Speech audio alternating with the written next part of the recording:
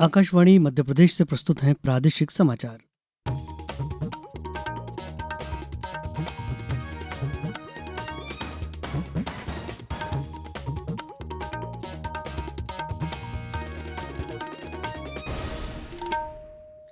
नमस्कार, समाचारों के साथ मैं रत्नेश सोनी। सबसे पहले अब तक के मुख्य समाचार। केंद्र सरकार ने कहा, अंतर्राष्ट्रीय एलपीजी कीमतों में भारी वृद्धि के बावजूद देश में मिल रही है सस्ती गैस। मुख्यमंत्री डॉक्टर मोहन यादव ने कहा कि खाद्य सुरक्षा आज के दौर की सबसे बड़ी जरूरत। केंद्रीय कृषि मंत्री शिवराज सिंह चौहान ने नशे के खिलाफ एक सामाजिक जागरण करने पर दिया जोर। और प्रदेश में 20 जून से पहले दस्तक दे सकता है मानसून। अब समाचार विस्तार से।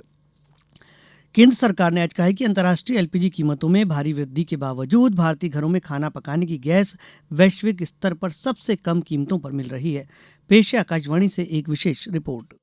पश्चिम एशिया में हाल के संकट के दौरान ऊर्जा सुरक्षा सुनिश्चित करने के लिए उठाए गए कदमों का उल्लेख करते हुए सरकार ने कहा है कि भारत उन चुनिंदा देशों में शामिल रहा जिसने समुद्री यातायात में गंभीर बाधाओं के बावजूद होर्मुज जलडमरू मध्य के रास्ते ऊर्जा आपूर्ति को निर्बाध बनाए रखा। सरकार के अनुसार देश में पेट्रोलियम उत्पादों की कोई कमी नहीं हुई और एलपीजी की वितरण व्यवस्था भी सामान्य रूप से चलती रही। पेट्रोलियम और प्राकृतिक गैस मंत्रालय ने बताया कि प्रधानमंत्री उज्ज्वला योजना के लाभार्थियों को 14.2 किलोग्राम के एलपीजी सिलेंडर पर विशेष राहत मिल रही है। योजना के अंतर्गत लाभार्थी पहले 4 रिफिल पर प्रतिवर्ष 300 रुपए की प्रत्यक्ष लाभ अंतरण डीबीटी सहायता प्राप्त करते हैं। इसके बाद उन्हें एक सिलेंडर के लिए प्रभावी रूप से 642 रुपए का भुगतान करना पड़ता है, जबकि दिल्ली में सामान्य उपभोक्ताओं के लिए इसी सिलेंडर की खुदरा कीमत 942 रुपए है। प्रिया मंडल की रिपोर्ट के साथ समाचार कक्ष से वैष्णवी।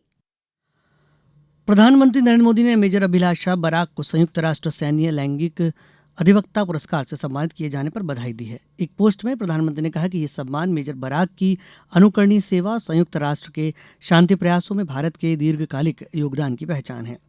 मेजर बराक लेबनान में संयुक्त राष्ट्र अंतरिम बल में एंगेजमेंट टीम कमांडर और लैंगिक मामलों की प्रमुख अधिकारी के रूप में कार्यरत हैं। मुख्यमंत्री डॉक्टर मोहन यादव ने कहा कि खाद्य सुरक्षा आज के दौर की बड़ी जरूरत है, क्योंकि यह हम सबके उदर पोषण से जुड़ा विषय है।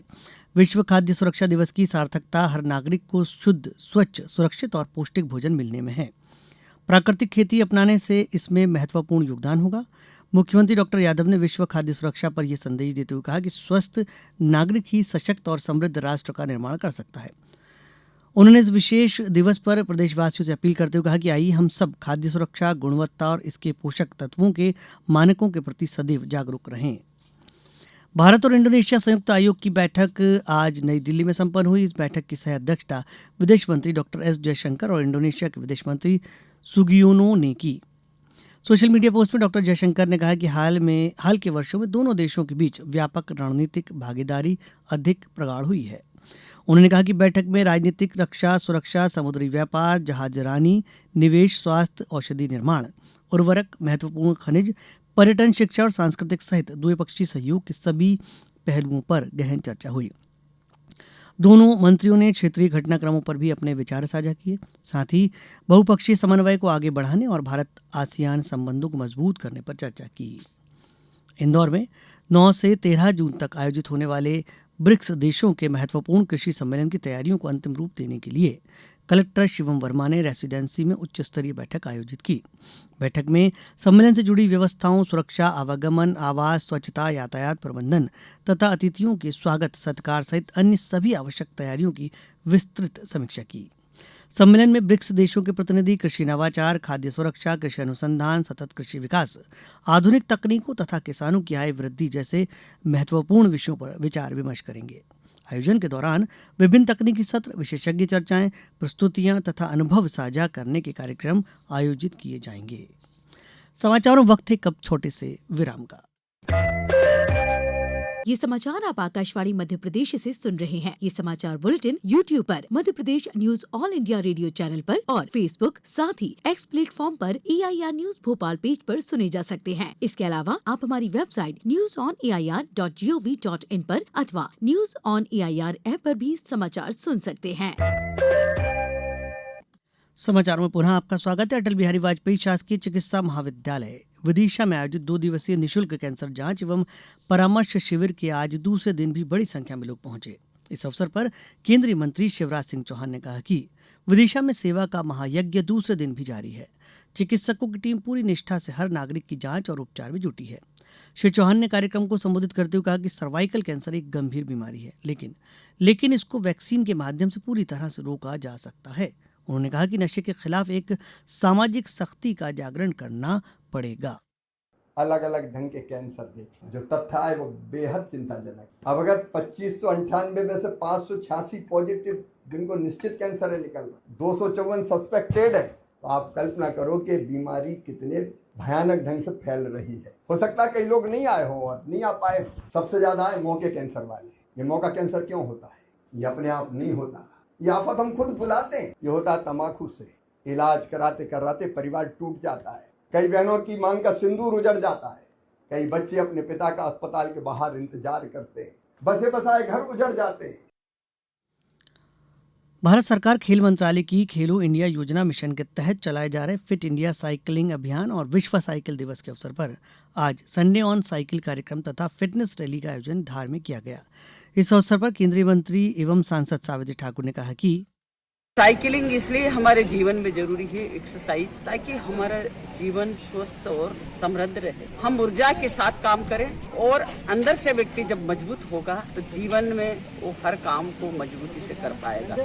और आज इस दिवस की मैं सभी को शुभकामनाएं देती हूँ और जीवन में हर व्यक्ति को साइकिलिंग करना चाहिए, ये सभी से मैं आह्वान करती हूँ। मुख्यमंत्री डॉक्टर मोहन यादव आज उज्जैन जिले के ग्राम टंकारिया पंथ में श्रीमद् भागवत कथा के समापन समारोह में वीडियो कॉन्फ्रेंसिंग के जरिए सहभागिता की। मुख्यमंत्री ने कहा कि भारतीय संस्कृति में ऐसे धार्मिक आयोजनों का विशेष महत्व है। ये समाज को सकारात्मक दिशा देते हैं और सबके जीवन में सद्भाव एवं आत्मिक शांति का संचार करते हैं। साथ ही ये मनुष्य को उसके कर्तव्यों और मानव सेवा के मार्ग पर चलने की प्रेरणा देने वाला दिव्य ज्ञानामृत है। भारत ने कल गोवा के मडगांव में south Asian football federation championship के फाइनल में मौजूदा चैंपियन बांग्लादेश को 3-1 से हराकर रिकॉर्ड 6ठी बार खिताब अपने नाम किया। भारतीय महिला खिलाड़ी की जीत पर प्रधानमंत्री नरेंद्र मोदी ने हर्ष व्यक्त करते हुए बधाई दी है। इस टूर्नामेंट में भारतीय टीम ने 18 गोल करने की उपलब्धि भी हासिल की है। मुख्यमंत्री डॉक्टर मोहन यादव ने भी भारतीय महिला फुटबॉल टीम को चैंपियनशिप जीतने पर बधाई दी। उन्होंने कहा, भारतीय टीम की ये सफलता खेल जगत में प्रेरणा का नया अध्याय लिखेगी। भारत और अफगानिस्तान के बीच न्यू चंडीगढ़ में खेले जा रहे एकमात्र टेस्ट मैच के दूसरे दिन भारतीय टीम ने अपनी पहली पारी 8 विकेट पर 564 रन बनाकर घोषित की। इसके जवाब में अफगानिस्तान ने अपनी पहली पारी में दिन का खेल समाप्त होने तक 5 विकेट खोकर 113 रन बना लिए हैं।